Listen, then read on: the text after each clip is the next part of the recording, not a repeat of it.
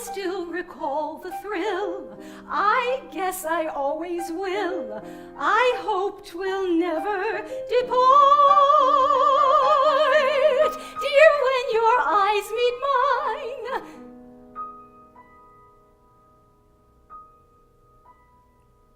But here's the thing, more and more that fall of 2014, when I looked at Ralph's face, at his eyes, something was amiss, something I couldn't quite put my finger on.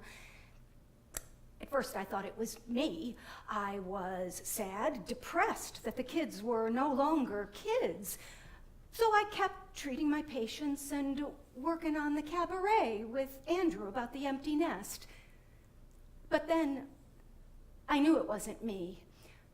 For long stretches of time, Ralph was gone, silent. His bicycle sat unused as he spent long days in the study. Sometimes he wouldn't speak to me for hours. And then there he was again, theorizing about circles of altruism, or ranting about the Republicans, or the squirrels tearing up the front lawn. And then silence. Even the children noticed. Lily asked, "Are you and Daddy getting a divorce?" And I said, "I don't think so."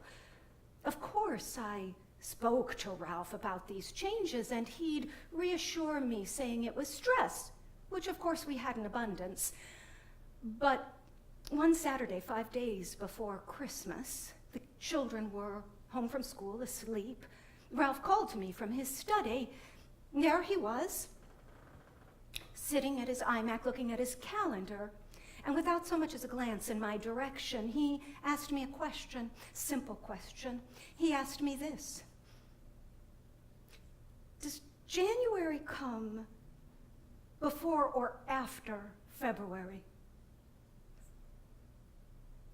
I drove. Poor man Lazarus, sick and disabled, put your finger in the water, come and cool my tongue, 'cause I'm tormented in the flame. He had to eat crumbs from the rich man's table. Put your finger in the water, come and cool my tongue, 'cause I'm tormented in the flame. I'm tormented in the flame. I'm tormented in the flame. Put your finger in the water, come and cool my tongue, 'cause I'm tormented in the flame. In the emergency room, the nurses and doctors come and go. Sometimes Ralph is completely disoriented. Other times, he's himself, an experienced doctor. But he's not himself. He's a patient, and he knows it, and it's unbearable. His precise signature has collapsed into a scroll, and somewhere along the line he's lost the capacity to see the right half of the world. A math major in college, he's unable to divide 36 by 6. Rich man Dives, he lived so well. Put your finger in the water, come and cool my tongue, 'cause I'm tormented in the flame. And when he died, he went straight to hell. Put your finger in the water, come and cool my tongue, 'cause I'm tormented in the flame. We feel the vast machinery of modern medicine spin into place. The MRIs, the CAT scans. By nightfall, we are waiting in a cramped corner room at the Yale New Haven Hospital. It's 9 p.m. when the neurosurgeon finally arrives. He's tall and blue-eyed like Ralph. He's fresh as a daisy. His trousers are perfectly creased and his shirt just pressed. His name is unpronounceable. Later on, I learned by the doctors and nurses who revere him that he goes by the nickname Beep Daddy. Beep Daddy sits next to Ralph, questioning him and shushing me when I try to say something, and then he tells us what we already know. Well, you have a brain tumor in the left temporoparietal junction. The left temporoparietal junction, that's doctor speak for the command center in the brain. It's the seat of language, of insight, of reason. It's the very best room, in the very best house, on the very best block, in the very best neighborhood, in the brain. And a tumor now lives there. I'm tormented in the flame. I'm tormented in the flame.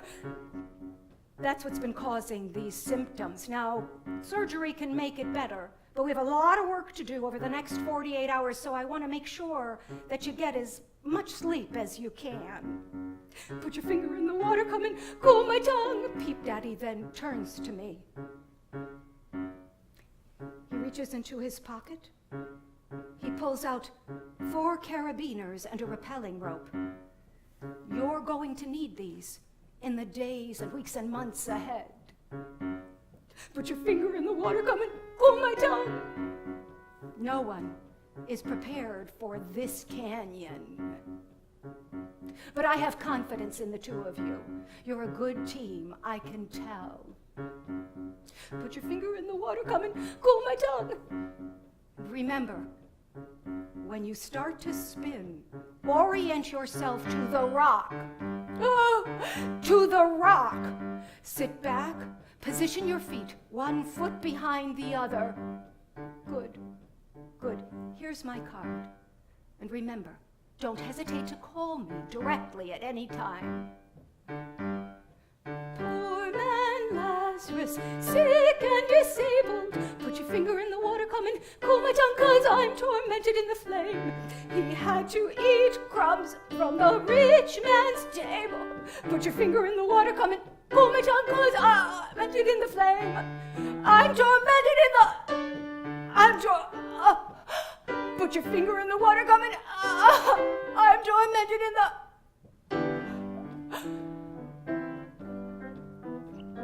At dawn, 2 days before Christmas, Ralph is wheeled into the recesses of the hospital into a state-of-the-art neurosurgical suite commanded by Peep Daddy, whose expert hands are aided by a magnificent team, and whose path is guided by a 3-dimensional model of a beautiful brain under siege.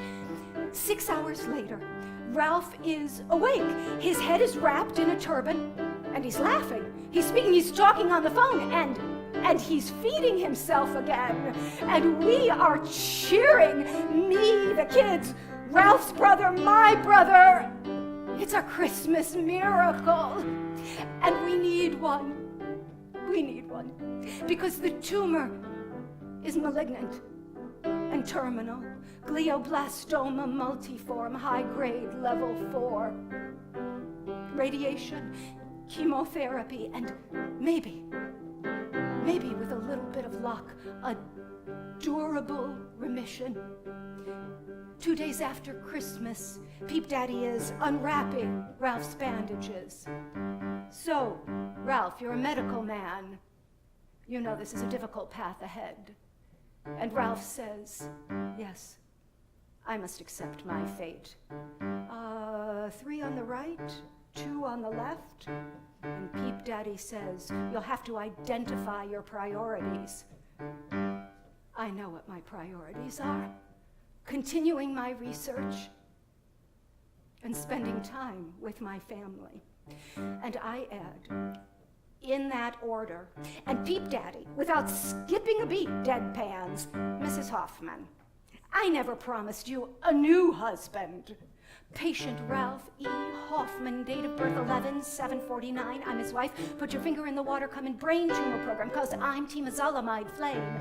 And when he, this way, Ralph, straight to elevator B. Put your finger in the water, come and cool my tongue, 'cause I'm tormented in the 8th floor. I'm tormented in the 4th floor. I'm tormented in the 7th floor. Put your finger in the water. Is that a tropical aquarium? 'Cause I'm tormented in the patient Ralph E. Hoffman, date of birth 11/7/49. I'm his wife. I'm his wife. For better, for worse, for richer, for poorer, in sickness and in health, till death do us part. And our family and friends are right there, like first responders. They come bearing flowers and briskets and hands to hold. They create a space where we can grieve and we can hope, and they descend into that canyon with us. For better, for worse, better, worse, better, worse. worse, better, worse. But here's the thing, for a long time, months, is it better, is it worse? No one knows. Better, better, worse, worse, better, better, better, till I'm this close to losing my mind. I'm crying, crying, can't lose my mind. I need a doctor, gotta hold on to my mind. Then my analyst comes 3 times a week, and I hold on to my mind. Hallelujah, I don't lose my mind. Better, worse, better, worse, better, worse, worse, worse. Then late in May, Ralph is so much worse, we have the talk no one wants to have. It happened. Is it tumor swelling? The end may be nigh, but the doctor writes another order. Avastin! Bevacizumab, and it's just the miracle we need. The doctor orders just the miracle we need. And on the morning of June 8th, it is just the miracle we need. Because on the morning of June 9th, Ralph is better.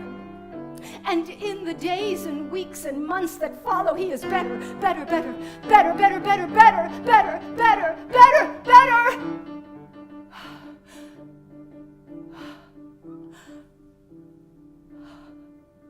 And over the next months, other miracles happen. The sun pours down on us.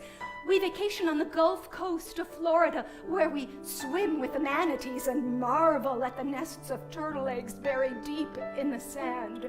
At home, Ralph is back on his bike, and he's back in the lab, and we have lively conversations at dinner. I commandeer the U-Haul, and Ralph navigates as we drive up to Providence and scale 3 narrow flights of stairs to move Lily and all her belongings into her very first apartment. And then we turn right around and drive down, down, down, and wait forever in the bowels of the motor vehicles department while Lucas sails through his road test. High five! And even when we are apart, we are together, standing shoulder to shoulder, hand in hand. You know, sometimes the skies darken, but we try and ignore it as best we can. And strangest of all, we are regularly visited by apparitions of the family we were, are, will be. I actually think I've begun to hear voices of all the prayers of all our angels. And we have twin angels who text. A rarity. I think I have begun to see their wings sprout. And just because I take up cycling, I spin myself across miles and seasons, discovering routes that take me far from home and back again, and no one is more pleased than Ralph. I love to shout. I love to sing. June, July, August, September. I love to praise my heavenly King.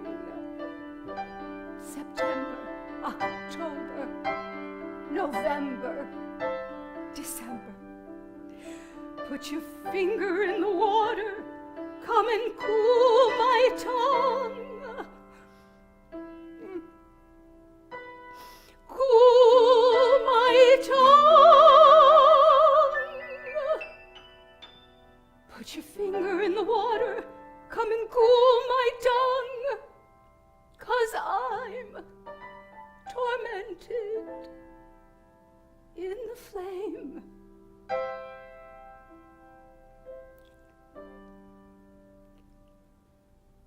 Better.